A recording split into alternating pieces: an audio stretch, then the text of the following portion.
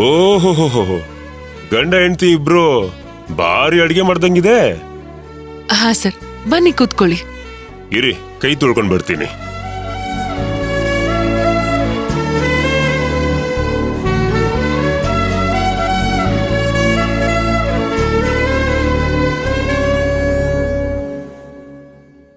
ಅಲ್ಲ, ಅವ್ರು ನಮ್ಮನ್ನ ಗಂಡ ಹೆಂಡತಿ ಅನ್ಕೊಂಡ್ಬಿಟ್ಟಿದ್ದಾರೆ.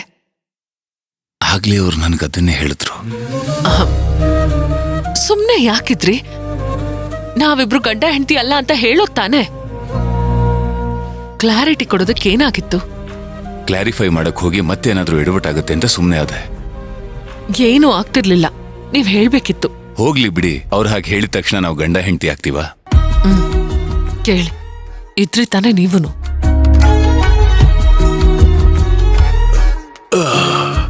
ಅರೆ, ಇದೇನಿದು? ಇಬ್ರು ಅಕ್ಕಪಕ್ಕ ಕೂರೋದ್ ಬಿಟ್ಟು ದೂರ ದೂರ ಕೂತಿದ್ದೀರಾ?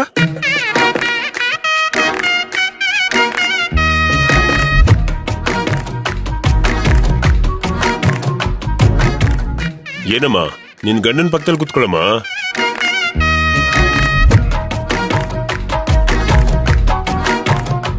ಕೂತ್ಕೊಳ್ಳಮ್ಮ.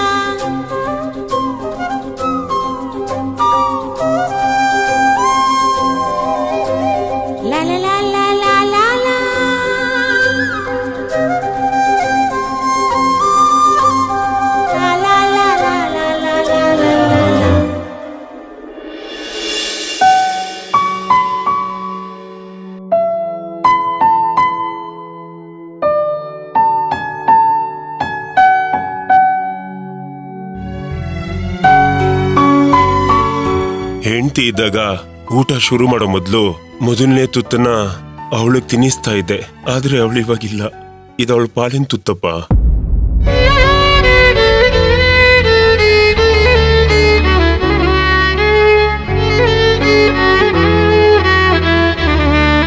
ವಿಕ್ರಾಂತ್, ನಿನಗೆ ಅಭ್ಯಾಸ ಇಲ್ವಾ? ತಿನ್ಸು. ನೀನು ನಿನ್ ಹೆಂಡತಿಗೆ ಕೈತು ತಿನ್ಸಪ್ಪ.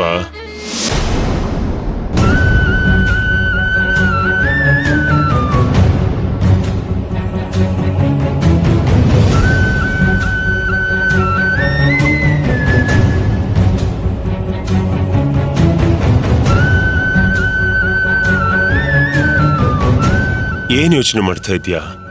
ನಿನ್ ಹೆಂಡತಿ ಕೈತು ತಿನ್ಸು. ಅಲ್ಲ, ಅದು ಸರ್, ನಾನ್ ನನ್ನ ಹೆಂಡತಿಗೆ ಯಾವಾಗ್ಲೂ ತಿನ್ನಿಸ್ತಾ ಇದ್ದೆ. ನೀನು ತಿನ್ಸಪ್ಪ.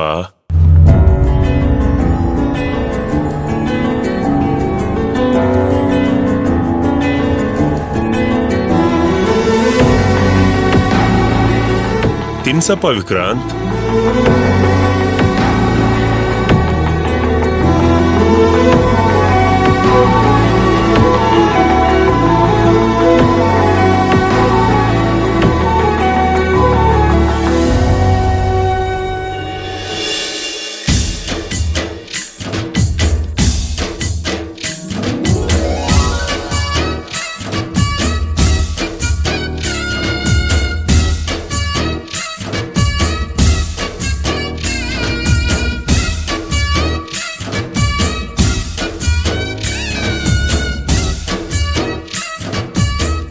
ಇನ್ನೊಂದು ತಿನ್ಸು.